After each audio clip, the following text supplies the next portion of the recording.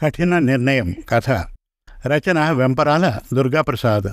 కథాపఠనం మలవరపు సీతారాం కుమార్. యజ్ఞశర్మ గారికి డాక్టర్ గంభీరంగా మాటలు వెతుక్కుంటూ అడిగిన విధానానికి నవ్వు వచ్చింది.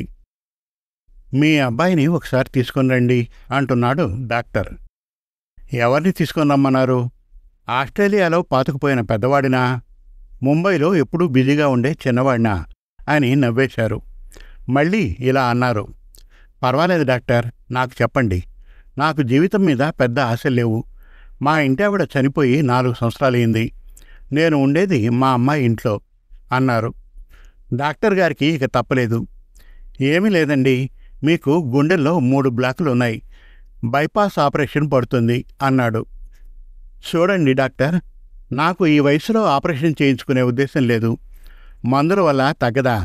అయినా అదేదో స్టంట్లు అంటారు కదా, అవి వేస్తారట కదా అన్నాడు. అన్ని సందర్భాల్లో స్టంట్లు కుదరవు. మీకు జాయింట్లో 2 బ్లాకులు ఉన్నాయి, ఒకటే నరంలో ఉంది.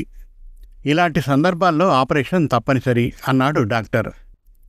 నేను 64 ఏళ్లు బతికాను.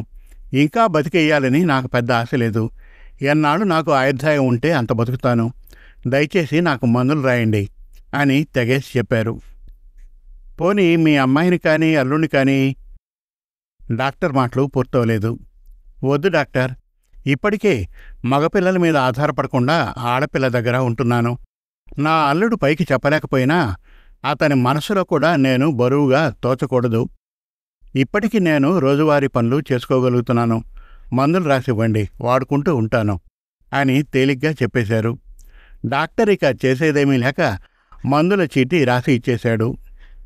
ఇక్కడ యజ్ఞశర్మ గారి గురించి చెప్పాలి. యజ్ఞశర్మ గారు కాకినాడలో వేదం చదువుకుని స్మార్తక్రియలు బాగా తెలిసిన ఒక పురోహితుడు. ఎన్నో పెళ్ళిళ్ళు శుభకార్యాలు చేయించిన దిట్ట. రామారావుపేటలోనే కాక కాకినాడలో శుభకార్యాలు చేయించడంలో మంచి పేరు ఉన్న పురోహితులు. అపరకర్మలు చేయించే వాళ్ళను కూడా ఆయనే నియమిస్తూ ఉంటారు. దశదిన కార్యక్రమాల్లో పెద్ద ఘనాపాటిగా వేద పండితులకి దానాలు ఇప్పించడం ఆయన చెప్పినట్లే జరుగుతూ ఉంటుంది. ఒక విధంగా ఆ ఊరికి ఆయన వైదిక కార్యక్రమాల్లో పెద్ద దిక్కు. ఇంటికి చేరుకున్న యజ్ఞశర్మ గారిని కూతురు మంజుల అడిగింది. నాన్న, డాక్టర్ గారు ఏమన్నారు అని. ఏమీ లేదమ్మా, గ్యాస్ వల్ల గుండెల్లో బరువుగా అనిపించిందట, అంతే అని తేలిగ్గా చెప్పేశారు. ఆ రాత్రి పడుకున్నారని మాటే గాని యజ్ఞశర్మ గారి మనసు నిండా ఆలోచనలే. అప్పుడు ఆయనకి భార్య మరణించిన సంఘటన గుర్తుకు వచ్చింది. యజ్ఞశర్మ గారి భార్య సావిత్రి గారు గుండెపోటుతో అనుకోకుండా 4 సంవత్సరాల క్రితం మరణించారు.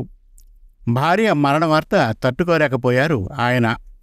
కొడుకులిద్దరికీ కబురు పెట్టారు. పెద్దవాడు వెంటనే రాలేనని, టికెట్ దొరకడం ఫార్మాలిటీస్ పెద్ద పని అని, తాను వచ్చేదాకా ఉంచొద్దని, దహన కార్యక్రమాలు జరిపించేయమని నిర్మోహమాటంగా చెప్పాడు. చిన్నవాడు కూడా దాదాపు అలాగే చెప్పాడు. ఏదో ప్రాజెక్ట్ పని మీద సింగపూర్ వెళ్ళాట, 4 రోజులు పడుతుంది.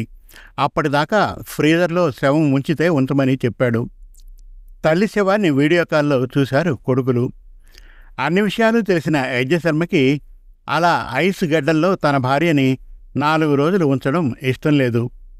కొడుకు, అందున పెద్దవాడు, తల్లి శరీరానికి చితిపెట్టి దహనం చేయవలసి ఉంటుంది. వాడు రానప్పుడు భర్త చేసినా కూలివాడు చేసినట్లే అని మనసులో అనుకొని చాలా ఆవేదన చెందారు. తప్పని పరిస్థితుల్లో ఆయనే శవదహనం కానిచ్చి కొడుకుల కోసం ఎదురు చూశారు.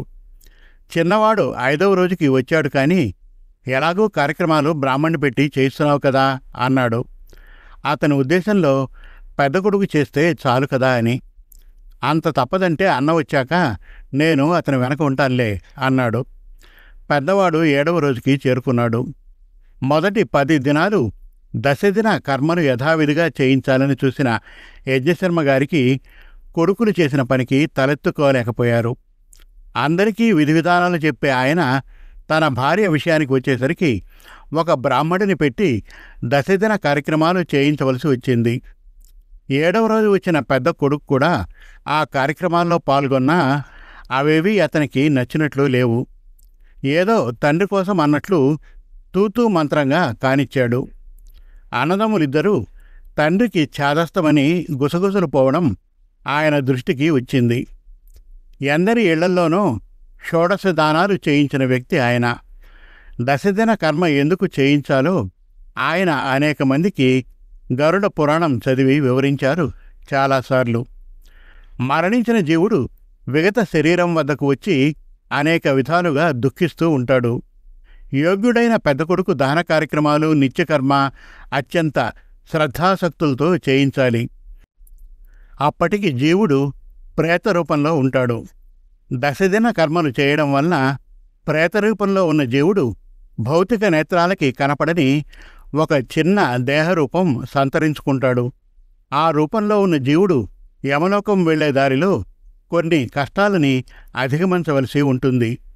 వారసులు షోడశ దానాలు చేయడమనేది ఆ జీవుడు వైతరణిని దాటడానికి, మరికొన్ని నరకాలు సునాయాసంగా దాటడంలో కష్టాలు తొలగడానికి అత్యంత ఆవశ్యం. ఇవన్నీ ఆయన ఎంతోమందికి ఎన్నిసార్లు వివరించారు. ఇప్పుడు విచిత్రంగా ఆయన ఇంట్లో పరిస్థితి చాలా దయనీయంగా ఉంది. పిల్లలు చదువుల వెంబడి విదేశాలు దూరాలు వెళ్ళిపోతే వాళ్ల అభివృద్ధి అడ్డుకోవడం ఎందుకని ఆయన పట్టించుకోలేదు. కానీ పిల్లలు పూర్తిగా విదేశీ సంస్కృతికి అలవాటు పడిపోయారు. తండ్రి చేసే కర్మకాండలన్నీ వృధా ఖర్చులని, దహనం చేయడం చాలని, ఈ దశదిన కర్మలు అన్నవి మూఢనమ్మకాలు తప్ప ఏమీ కావని వాళ్ల నమ్మకం. తల్లి విషయంలో వాళ్ళు ప్రవర్తించిన తీరుతో ఆయన గుండె చాలా గాయపడింది. అప్పటి నుండి ఆయన తాను ఇంకా పిల్లల మీద ఆశ పెట్టుకోకూడదని నిర్ణయానికి వచ్చేశారు. అది ఆయన మానసిక స్థితి. ఇప్పుడు తన భార్యకి జరిగినది తెలిసిన ఆయన తాను మరణించినప్పుడు పిల్లలు ఏదో వేరేగా ప్రవర్తిస్తారని ఊహించలేకపోతున్నారు. తాను పక్కన ఉండడం వల్ల తన భార్య విషయంలో ఏదో కొన్ని రోజులైనా శ్రాద్ధకర్మంలో పిల్లలు పాల్గొన్నారు. హెచ్చరించేవాళ్ళు ఎవరూ లేకపోతే కొడుకులు తనకి కర్మకాండలు చేయిస్తారా? ఇలా ఆలోచిస్తూ పడుకున్న యజ్ఞశర్మ గారికి ఎప్పుడో తెల్లవారుజామున నిద్ర పట్టింది. కూతురు లేపడంతో మెలకువ వచ్చింది ఆయనకి. ఏమిటి నాన్న, ఒంట్లో ఎలా ఉంది ఇవాళ? సత్యం మాస్టర్ ఇంట్లో సత్యనారాయణ వ్రతం ఒప్పుకున్నట్లున్నావు. కర్తవ్యం గుర్తు చేస్తున్న కూతురి ప్రశ్నకు ఇహలోకంలోకి వచ్చారు. బాగానే ఉందమ్మా, బాగా నిద్రపట్టేసి మెలకువ రాలేదు. ఇదిగో ఇప్పుడే తెమిలి వెళ్తున్నా అని పెరట్లోకి దంతధావనం కోసం వెళ్ళారు ఆయన. ఒక 3 నెలలు గడిచాయి.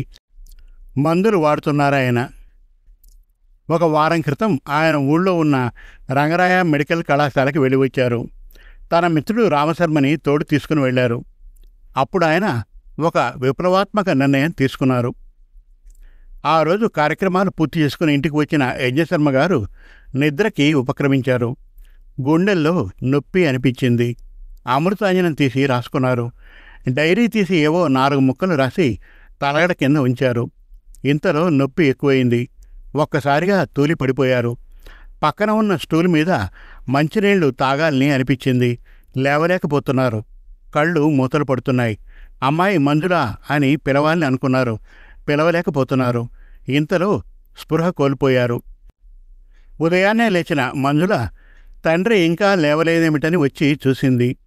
మంచం మీద ఉండాల్సిన తండ్రి కింద అచేతనంగా పడి ఉన్నాడు. ఒక్కసారి గావు కేక పెట్టింది. ఆమె భర్త ఆనందరావు వచ్చాడు. పరిస్థితి చూశాడు. యజ్ఞశర్మ గారు కాలం చేశారని అర్థమైంది. మంజుల ఏడవడం మొదలుపెట్టింది. చుట్టుపక్కల వాళ్ళు వచ్చారు. అందరూ అయ్యో నిద్రలోనే పోయినట్లున్నారు అంటూ తలో రకంగా మాట్లాడుకుంటున్నారు. ఇంతలో ఎవరో అంటున్నారు, కొడుకులిద్దరూ దగ్గరలేరు పాపం అని. ఆయన మంచం మీద తలగడ కింద సగం బయటికి వచ్చిన ఎర్ర డైరీ మీద ఆనందరావు దృష్టి పడింది. తీసి చూశాడు. అందులో ఇలా రాసి ఉంది, నేను ఈరోజో రేపో వెళ్ళిపోతాను. ఈ శరీరం కాల్చడానికి వంతులు వేసుకొని అవసరం లేదు. దశదినం కర్మలు చేయడానికి ఇబ్బందులు పడనవసరం లేదు. షోడశ దానాలు చేయడం అవసరం లేదు. మరణించాక ఏ పుణ్యగతులు నా ప్రేత శరీరం చేరుతుందో అనే సందేహాల కంటే ఈ పార్థివ శరీరం ఇహలోకంలో ఎందరో డాక్టర్లకి ఉపయోగపడితే అంతే చాలు. ఈ జన్మ ధన్యమైనట్లే. అందుకే క్షోత్రియ బ్రాహ్మణుడిగా పుట్టిన నేను నా శరీరం రంగరాయ మెడికల్ కాలేజీ వారికి దానం చేశాను. నేను మరణించినప్పుడు చేయవలసిందల్లా వెంటనే ఆ కాలేజీ వాళ్ళకి కబురు పంపితే చాలు. వాళ్ళు వచ్చి నా పార్థివ దేహనం లేపనాలు పూసి జాగ్రత్త పెట్టుకుంటారు. సెలవు. యజ్ఞశర్మ. చూసిన మంజుల, ఆనందరావు మాన్పడిపోయారు. శర్మగారి నిర్ణయం క్షణాల్లో ఆ వీధి అంతటా దావానలంలా వ్యాపించింది. అందరికీ వైదిక విధి విధానాలు వివరించే యజ్ఞశర్మగారు ఇంత కఠిన నిర్ణయం ఎలా తీసుకున్నారో ఎవరికీ అర్థం కావడం లేదు. సమాప్తం. మరిన్ని చక్కటి కథల కోసం, కవితల కోసం, వెబ్ సిరీస్ కోసం మనతెలుగుకథలు.com విజిట్ చేయండి. Thank you.